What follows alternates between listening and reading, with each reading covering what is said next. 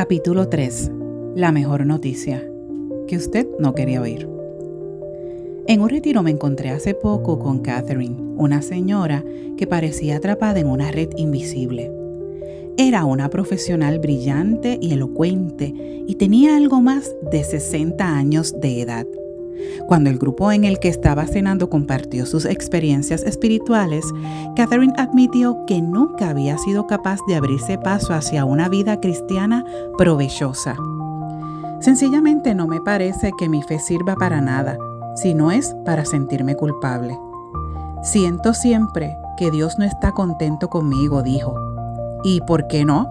Al fin y al cabo, yo no tengo tanta importancia para Él con lo grande que es el mundo. Aquella noche Catherine se preguntó varias veces en voz alta por qué su fe no funcionaba. Cuando ya era hora de los postres tuve una idea. Creo que hay algo más que la está estancando espiritualmente, le dije. ¿Cómo qué?, me preguntó. Después de haber desechado unas cuantas posibilidades, le hice una sugerencia. ¿Será que usted no sabe perdonar? ¿Por qué se le ocurre semejante cosa?, parecía perpleja. Tal vez esté equivocado, le contesté, pero me ofrecí a hablar más con ella si lo deseaba. A la mañana siguiente me estaba esperando después del desayuno. Admitió que había pasado una larga noche y había dormido poco. ¿La podría ayudar? No llevábamos mucho tiempo hablando cuando comenzó a brotar la amargura contra su madre. Le pedí que escribiera en una hoja de papel todas las heridas y las acusaciones que asociaba con ella. A la mañana siguiente, Catherine fue de nuevo a mi encuentro, esta vez temblando y agarrada a un manojo de papeles. Había estado llorando. Esto es, me dijo en voz baja, esto controla mi vida.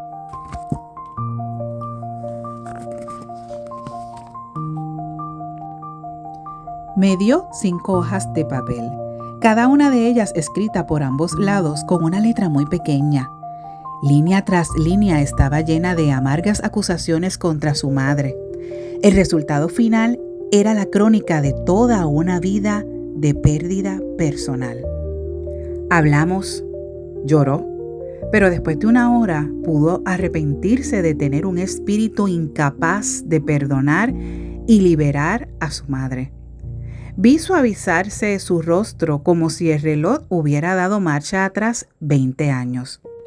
Ahora usted está lista para recibir de Dios algo nuevo, le dije. Ella estuvo de acuerdo.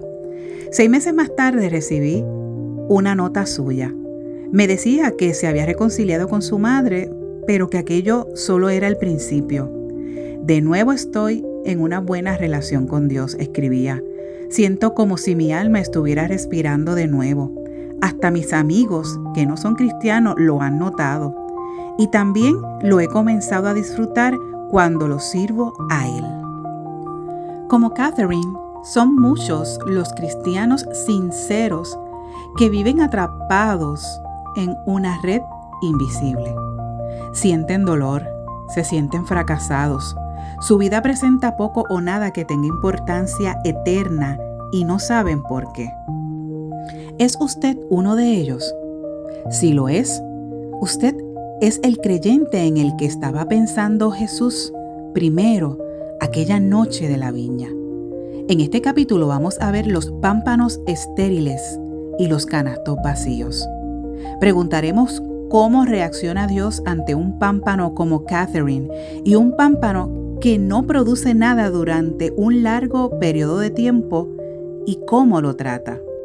Se enfrentará a unas cuantas realidades duras que lo podrían alarmar, pero llegará a comprender el inestimable secreto que puede convertir lo estéril en hermoso. Si eso es lo que quiere, acérquese. El pámpano estéril.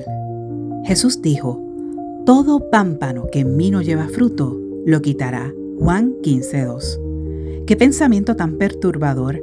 Algunos buenos maestros de Biblia han interpretado este versículo en el sentido de que si no damos fruto, no podemos ser cristianos. Otros han dicho que lo quitará significa que si usted persiste en llevar una vida donde no haya evidencias de su salvación, la perderá. Sin embargo, ¿no le parece que las palabras todo pámpano que en mí deberían demostrar la idea principal aquí? El Nuevo Testamento describe al creyente una y otra vez como alguien que está en Cristo. Lo vemos en 1 Corintios 1:30 y 2 Corintios 5:17. Por tanto, creo que podemos llegar tranquilamente a la conclusión de que es posible estar en Cristo, pero ser por un tiempo como ese pámpano que no produce fruto. La experiencia lo demuestra. Si usted es como yo, habrá pasado una semana o un año viviendo de tal forma que sabe que no está dando fruto. Creo que de eso es de lo que Jesús está hablando. Además, ya desde el principio sabemos que la salvación nunca ha sido una obra nuestra, porque por gracia sois salvos por medio de la fe, y esto no de vosotros, pues es don de Dios, no por obras para que nadie se gloríe. Efesios 2:8-9. Entonces aparece la desconcertante observación de Jesús en Juan 15:3. Ya vosotros estáis limpios. ¿Cómo se relaciona lo de quitar con lo de estar limpio?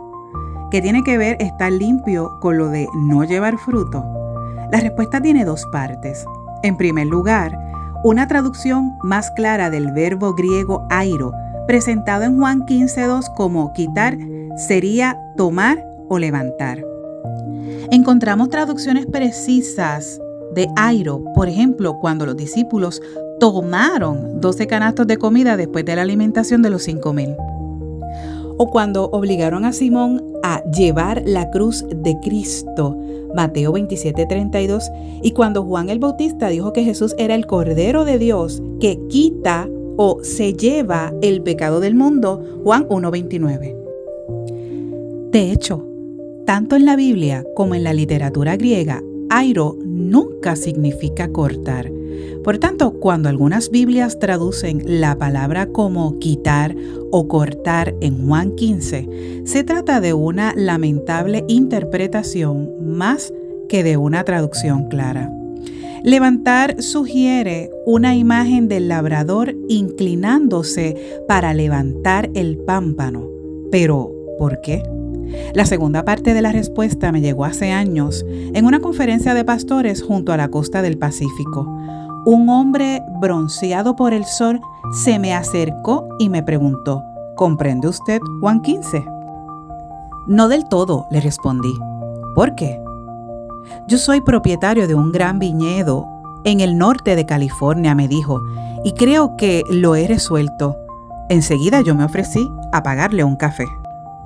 Levantar. Sentados ya a la mesa del restaurante frente a frente, él me comenzó a hablar de la vida del viñador, las largas horas pasadas caminando por los viñedos, cuidando de las uvas, viendo cómo se desarrolla el fruto, esperando el día perfecto para comenzar la vendimia. Los pámpanos nuevos tienen una tendencia natural a arrastrarse y crecer por el suelo, me explicó. Pero allí abajo no dan fruto. Cuando crecen por el suelo, las hojas se cubren de polvo. Al llover, se llenan de lodo y de moho. Así, el pámpano se enferma y se vuelve inservible. Entonces, ¿qué hace usted?, le pregunté. ¿Lo corta y lo desecha? No, exclamó. El pámpano es demasiado valioso para hacer eso. Recorremos la viña con un cubo de agua en busca de esos pámpanos. Los levantamos y los lavamos. Entonces me hizo una demostración con sus manos oscuras y callosas. Después, los enredamos o los atamos al enrejado. Muy pronto comienzan a prosperar. Mientras él hablaba, yo me podía imaginar los movimientos de las manos de Jesús mientras enseñaba aquella noche en la viña. Les estaba mostrando cómo el Padre se asegura de que su cosecha sea completa y la uva sea dulce. Cuando los pámpanos caen al suelo, Dios no los desecha ni los abandona. Los levanta, los limpia y los ayuda a prosperar de nuevo. De repente, comprendí algo. Levantar, limpiar. Desde entonces nunca he vuelto a leer Juan 15 como antes. Para el cristiano, el pecado es como el polvo que cubre las hojas. No pueden llegar a ellas el aire y la luz. El pámpano languidece y no se desarrolla fruto alguno. ¿Cómo nos levanta del lodo y de la miseria a nuestro labrador? ¿Cómo hace que nuestro pámpano pase de estéril a hermoso, de manera que podamos comenzar a llenar nuestro canasto? La respuesta a esta pregunta está en el primer secreto de la vid. El primer secreto de la vid. Si su vida se vuelve constantemente estéril, Dios va a intervenir para disciplinarlo. De ser necesario, Dios va a utilizar medidas dolorosas para llevarlo al arrepentimiento. Su propósito es limpiarlo y libertarlo del pecado, de manera que pueda llevar una vida más abundante para su gloria. La Biblia le da a este proceso el nombre de disciplina o castigo. Yo lo llamo la mejor noticia que no queríamos oír. Hay heridas buenas. La disciplina es lo que sucede cuando nuestro amoroso Padre entra en acción para levantarnos y apartarnos de nuestras propias empresas destructoras y estériles. Como castiga el hombre a su hijo, así Jehová tu Dios te castiga. Deuteronomio 8:5. Por supuesto, todos somos criaturas caídas, pecamos de vez en cuando, pero normalmente la disciplina de Dios comienza debido a que hay un problema serio de pecado, una forma de conducta o una actitud a la que no nos hemos enfrentado y que nos está arruinando la vida. Termina cuando termina el problema. ¿Le gusta al niño la disciplina? No. Tal vez por eso nos pasamos tanto tiempo tratando de evitarla o de crecer, aunque no está sucediendo. ¿Le gusta al padre disciplinar al hijo? No. Si usted es padre, sabrá lo poco que le agrada hacer sufrir a su hijo. Así es como Dios se siente. ¿Es la disciplina la forma en que el amor consagrado hace las cosas? Por supuesto. En Hebreos hay otra clave para comprender la forma en que Dios nos trata de limpiar. Hijo mío, no menosprecies la disciplina del Señor, ni desmayes cuando eres reprendido por Él, porque el Señor al que ama disciplina y azota a todo el que recibe por hijo. Esto es Hebreos 12, 5 al 6. En estos versículos aprendemos unos principios importantes. 1. La disciplina procede de Dios. 2. Dios disciplina a todos los creyentes. Y 3. Que Dios siempre actúa movido por su amor. Observe que estoy relacionando la idea de levantar, que es la intervención del labrador en Juan 15, con la palabra disciplinar, tal como se usa en Hebreos y en otros lugares. El verbo airo no se usa en ningún otro lugar como sinónimo de labor correcta o correctora, sino solo en la ilustración de la vid hecha por Jesús. Para lograr la conexión he hecho una pregunta más amplia. ¿Qué hace Dios con los creyentes extraviados? Respuesta: toma las medidas necesarias para corregirlos, de la misma manera que el labrador toma las medidas necesarias para corregir a un pámpano que no está en su lugar. ¿Por qué nos va a querer causar dolor un Dios amoroso, aunque sea en una dosis pequeña? Porque necesita captar nuestra atención y conseguir de nuestra vida unos resultados altamente deseables. Hebreos 12:11 lo explica de esta manera. Es verdad que ninguna disciplina al presente parece ser causada de gozo, sino de tristeza, pero después da fruto apacible de justicia. Los padres saben cómo funciona esto. Usted le ha dicho una y otra vez a Tyrone, su intrépido hijo de 5 años, que no le está permitido cruzar la calle. Está actuando movido por una amorosa preocupación, pero cuando la pelota favorita de Tyrone sale rodeando a la calle, él se olvida de la regla. Entonces usted entra en acción, puesto que él no ha grabado sus palabras. Tal vez sea tiempo de hacer que se siente en una esquina y repita 50 veces: no debo cruzar la calle. Tal vez lo deba mandar a su cuarto por un tiempo, o quitarle su pelota favorita. Tyrone trata de impedirlo, se resiste y grita, pero usted no puede dejar de actuar. Aunque él no se pueda dar cuenta completamente del peligro que constituyen los vehículos que pasan, sí puede aprender a asociar ese error con unas consecuencias negativas.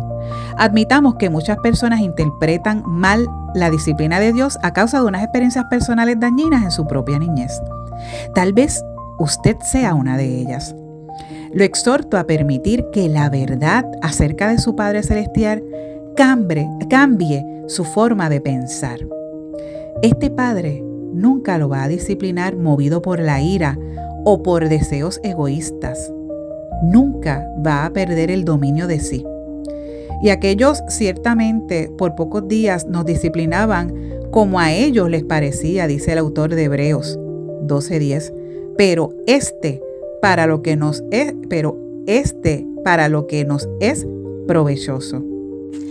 Todas las acciones de Dios llevan la intención de irlo empujando con amor y sabiduría y con constancia hacia la vida y la personalidad que usted anhela, pero que no puede alcanzarla sin esa ayuda. Todo depende de usted. Una vez que el creyente comprende el motivo que tiene Dios para disciplinar, se da cuenta de una asombrosa verdad. La disciplina no tiene por qué continuar. Todo depende de mí. Solo voy a sufrir mientras siga aferrado a mi pecado. Al fin y al cabo, cuando el labrador atiende a un pámpano enlodado, solo piensa en la abundancia y el gozo y no en el sufrimiento.